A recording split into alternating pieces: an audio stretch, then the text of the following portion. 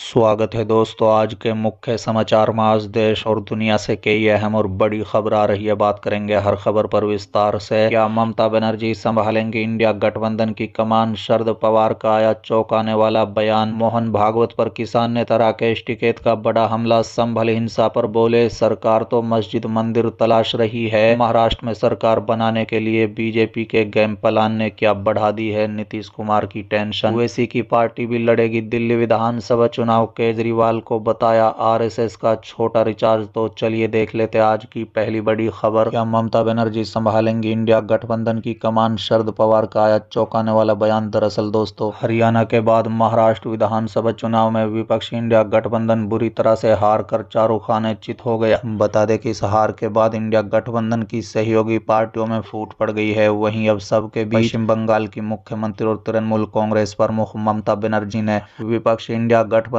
की कमान संभालने की मंशा जाहिर कर दी है। उन्होंने ये इच्छा जाहिर कर कांग्रेस को बड़ी चुनौती दे डाली है, जिसके बाद देश भर की राजनीति गर्मा गई है।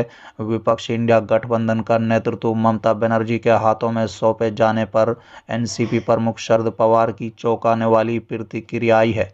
शरद पवार के बयान के बाद ये सवाल उठ रहे हैं कि क्या सच में टीएमसी प्रमुख ममता बनर्जी विपक्षी इंडिया गठबंधन का नेतृत्व करेंगी। बता दें कि महाराष्ट्र एनसीपी प्रमुख शरद पवार ने ममता बनर्जी के 6 दिसंबर को दिए गए बयान पर प्रतिक्रिया देते हुए कहा कि ममता बनर्जी ने जो रुख अपनाया है वो आक्रामक है। उन्होंने राजनीति में कई लोगों को खड़ा किया है और ऐसा करने का उनका पूरा अधिकार है। इसके साथ ही शरद पवार ने साफ तौर पर कहा है कि ममता बनर्जी इंडिया गठबंधन का नेतृत्व करने की क्षमता रखती हैं। बता दें कि तृणमूल कांग्रेस की मुखिया ममता बनर्जी ने 6 दिसंबर को इंडिया गठबंधन का नेतृत्व करने की मंशा जाहिर की है। ममता बनर्जी ने जरूरत पड़ने पर वो बंगाल से ही इंडिया गठबंधन को संभालने को तैयार है। ममता बनर्जी ने अपने इंटरव्यू में दावा किया कि मैंने ही इंडिया गठबंधन को बनाया है, अब इसे संभालने की जिम्मेदारी नेतृत्व करने वालों पर है। अगर वो इसे चला नहीं पा रहे हैं तो क्या कर सकती हूँ। चलिए अगली खबर। मोहन भागवत पर किसान नेता राकेश टिकैत का बड़ा हमला। संभल हिंसा पर बोले, सरकार तो मस्जिद मंदिर तलाश रही है। दरअसल दोस्तों, उत्तर प्रदेश के बागपत में राष्ट्र वंदना चौक पर भारतीय किसान यूनियन के नेता राकेश टिकैत ने संभल हिंसा और किसानों के आंदोलन को लेकर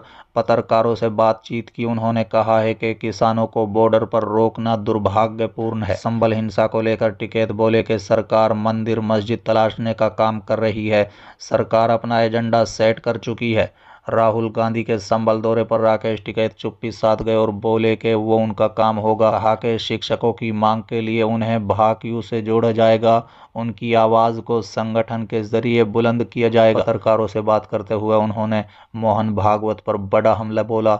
उन्होंने कहा कि भागवत को देश से लगाव नहीं, सरकार से जनसंख्या नियंत्रण कानून बनाने की मांग करते हुए कहा कि ये नहीं हुआ तो जनसंख्या विस्फोट होगा। इस दौरान उन्होंने मोहन भागवत से मिलने की इच्छा भी जताई। चलिए अगली खबर। ओवैसी की पार्टी भी लड़ेगी दिल्ली विधानसभा चुनाव। केजरीवाल को बताया आरएसएस का छोटा रिचार्ज। दरअसल दोस्तों, दिल्ली विधानसभा चुनाव के लिए असदुद्दीन ओवैसी की पार्टी ने भी तैयारी शुरू करते हुए प्रचार अभियान शुरू कर दिया है, जिसकी कमान दिल्ली के एआईएमआईएम प्रमुख शुएब जमई संभाल रहे हैं और वो इन दिनों कौम इंसाफ यात्रा निकाल रहे हैं। बता दें कि इस दौरान उन्होंने शहर में मुसलमानों की खराब स्थिति को लेकर सत्तारूढ़ आम आदमी पार्टी और पूर्व मुख्यमंत्री अरविंद केजरीवाल पर जमकर निशाना साधा। उन्होंने केजरीवाल को आरएसएस का छोटा रिचार्ज बताते हुए कहा है कि मुसलमानों ने उन्हें खूब वोट दिया, लेकिन उन्हें सिर्फ धोखा मिला। अपने एक्स अकाउंट पर लिखी पोस्ट में शुएब जामई ने लिखा कि जिस अरविंद केजरीवाल को दिल्ली के मुसलमानों ने 10 सालों में भर भर कर वोट दिया, उसी केजरीवाल ने न सिर्फ दिल्ली दंगे और मरकज के मामले में धोखा दिया, बल्कि